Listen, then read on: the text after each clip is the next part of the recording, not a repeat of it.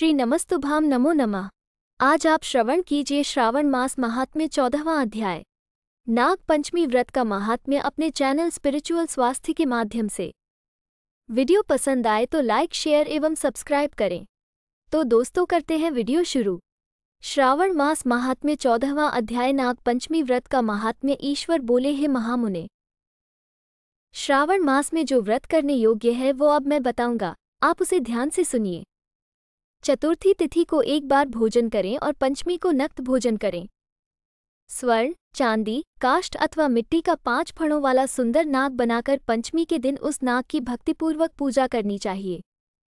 द्वार के दोनों ओर गोबर से बड़े बड़े नाग बनाएं और दधी, शुभ दुर्वांकुरों, कनेर, मालती, चमेली, चंपा के फूलों, गंधों, अक्षतों, धूपों तथा मनोहर दीपों से उनकी विधिवत पूजा करें। उसके बाद ब्राह्मणों को घृत, मोदक तथा खीर का भोजन कराएं।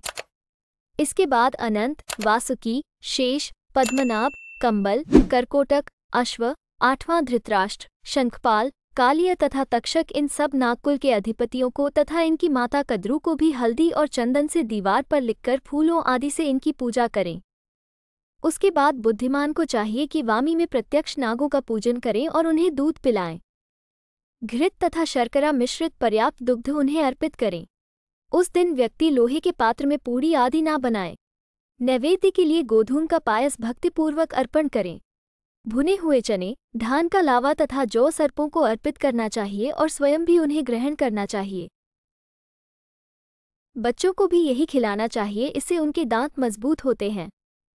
सांप की बांबी के पास श्रृंगारयुक्त स्त्रियों को गायन तथा वादन करना चाहिए और इस दिन को उत्सव की तरह मनाना चाहिए। इस विधि से व्रत करने पर सर्प से कभी भी भय नहीं होता है। हे विप्र, मैं लोकों के हित की कामना से आपसे कुछ और भी कहूँगा। हे महामुने, आप उसे सुनिए। हे वत्स, नाग के द्वारा डसा गया मनुष्य मरने के बाद अधोगति को प्राप्त होता है और अधोगति में पहुंचकर वह तामसी सर्प होता है। इसकी निवृत्ति के लिए पूर्वोक्त विधि से एकभुक्त आदि समस्त कृत्य करें और ब्राह्मणों से नाग निर्माण तथा पूजा आदि आदरपूर्वक कराएं। इस प्रकार 12 मासों में प्रत्येक मास में शुक्ल पक्ष की पंचमी तिथि को इस व्रत का अनुष्ठान करें और वर्ष के पूरा होने पर नागों के निमित्त ब्राह्मणों तथा सन्यासियों को भोजन कराएं। किसी पुराण ज्ञाता ब्राह्मण को रत्नजटित सुवर्णमय नाग और सभी उपस्करों से युक्त तथा बछड़े सहित गो प्रदान करें। दान के समय सर्वव्यापी, सर्वगामी, सब कुछ प्रदान करने वाले अनंत नारायण का स्मरण करते हुए ये कहना चाहिए, हे गोविंद, मेरे कुल में अगर कोई व्यक्ति सर्पदंश से अधोगति को प्राप्त हुए हैं, वे मेरे द्वारा किए गए व्रत तथा दान से मुक्त हो जाएं। ऐसा उच्चारण करके अक्षतयुक्त तथा श्वेतचंदन मिश्रित जल वासुदेव के समक्ष भक्तिपूर्वक जल में छोड़ दें। हे मुनिसतम, इस विधि से व्रत के करने पर उसके कुल में जो सभी लोग सर्प के काटने से भविष्य में मृत्यु को प्राप्त होंगे या पूर्व में मर चुके हैं, वे सब स्वर्गगति प्राप्त करेंगे। साथ ही हे कुलनंदन, इस विधि से व्रत करने वाला अपने सभी वंशजों का उद्धार करके अप्सराओं के द्वारा सेवित होता हुआ शिव सान्निध्य प्राप्त करता है। जो मनुष्य विच्छाठ्य से रहित होता है, वही इस व्रत का संपूर्ण फल प्राप्त करता है। जो लोग शुक्ल पक्ष की सभी पंचमी तिथियों में नक्तव्रत करके भक्ति संपन्न होकर पुष्प आदि उपहारों से सौभाग्यशाली नागों का पूजन करते हैं, उनके घरों में मणियों की किरणों से विभूषित अंगोवाए सर्प उन्हें अभय देने वाले होते हैं और उनके ऊपर प्रसन्न रहते हैं। जो ब्राह्मण गृहदान का प्रतिग्रह करते हैं, वे भी घोर यातना भोगकर अंत में सर्पयोनि को प्राप्त होते हैं।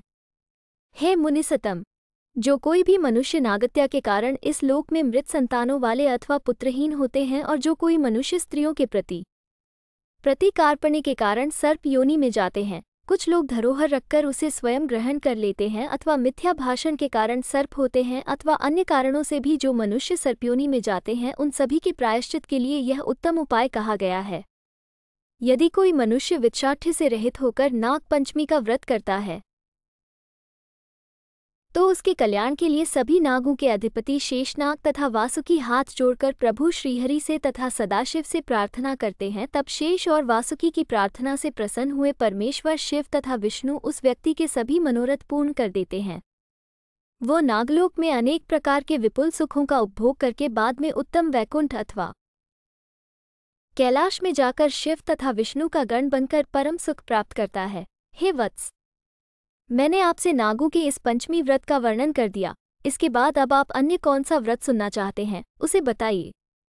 इस प्रकार श्रीस्कंद पुराण के अंतर्गत ईश्वर सनय कुमार संवाद में श्रावण मास महात्म्य में नागपंचमी व्रत कथन नामक 14वां अध्याय पूर्ण हुआ।